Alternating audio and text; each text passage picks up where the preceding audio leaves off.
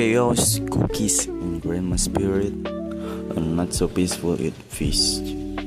If you think it obviously is surreal, a picture perfect day where everything flows peacefully, like religious commercial, allow me to gently shatter your illusion.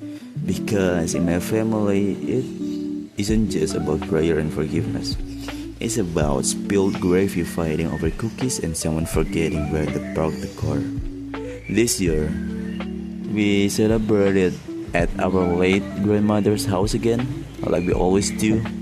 She's gone, but the chaos she left behind, oh, very much alive. Here's the story of our loud, messy, hilarious, heartwarming kid. The morning madness. The day started innocently enough. I woke up early, barely made it to prayer, dressed up in my best white shirt and got ready for it prayer with the family. My little cousin cried because his room fell off mid-prayer. My uncle snored loudly during the khutbah, classic. Afterward, we headed straight to my grandma's house. Even though she's no longer with us, the tradition must be gathered there, feast like there's no tomorrow, and somehow turn the spiritual day into a sitcom episode. Arrival at the scene of the chaos. The house hadn't changed. The paint still faded, the same dusty plastic flowers in the corner, the same framed photo of grandma laughing at joke no one remembers, but her presence was missed the moment we entered the kitchen. She used to run the kitchen like military general, except with spatula instead of sword. This year, without her, everyone acted like they knew what they were doing. Spoiler alert, they didn't. The Great Ketupat Disaster. We discovered someone had forgotten to boil ketupat. I thought you were boiling them. No, I was in charge of silencing the eggs. Panic. We had 12 guests arriving in 30 minutes and not a single ketupat ready. My aunt tried microwaving one. It exploded. May Allah forgive her. My cousin offered an alternative when if we just cut bread into cubes and pretend it's ketupat. He was swiftly kicked out of the kitchen. Grandma's cookies wars continued. I ever eat grandma's nastar cookies were the stuff of legend, but she's no longer around to defend her title. So the battle for the new nastar queen began. 3 of my aunts brought their own versions. It insisted theirs was the most similar to grandma's. We held a blind test taste. The first one was too dry. The second one was sweet but suspiciously store-bought. The third one, well, no one got to taste it because my cousin dropped the entire jar while showing off his dance moves. Grandma would have laughed, then scolded him, then made another batch before anyone noticed. The kids, the sofa, and the great syrup spills. Meanwhile, the little kids were having sugar-filled war in the living room. One of them found the syrup marjan, opened it with a supervision, and poured half the bottle onto the white sofa. One screamed, "It's lava!" And the others started jumping around like it was a video game level. My uncle walked in, saw the mess, sighed deeply, and muttered, Your grandma is watching you from heaven with a wooden spoon in her hand." Lunch that turned into talk show. Eventually, we all gathered around the long table, the one we've been using for 20 years, scratched, sturdy, and holding more memories than any family album. Food was finally ready. Yes, someone saved the ketupat last minute. We had rendang, sambal goreng, opor ayam, and a good nutria fried chicken that somehow became the centerpiece.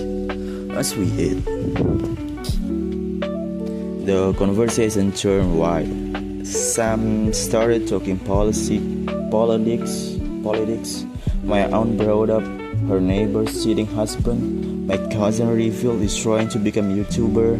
Then my niece, age 5, loudly asked, "What does uncle have so many pimples? Is it because he lies a lot?" Everyone choked on their food and laughed so hard.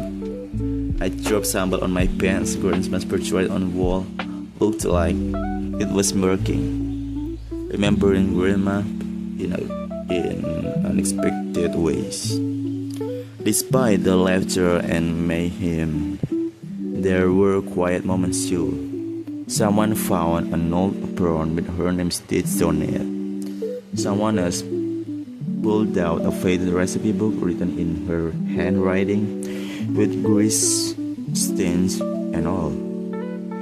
My mom smiled and said she'd be proud of us. Well, maybe not the sofa lava part. We all nodded. Someone suggested saying a little prayer for her, so we did. And though the room had been noisy all day, the silence in that moment felt full, not empty.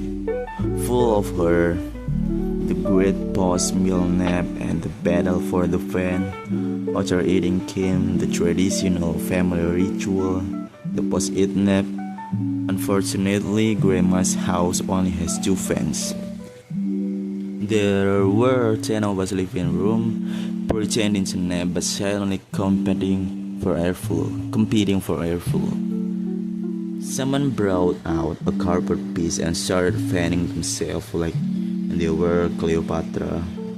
My uncle used a lid from rice cooker.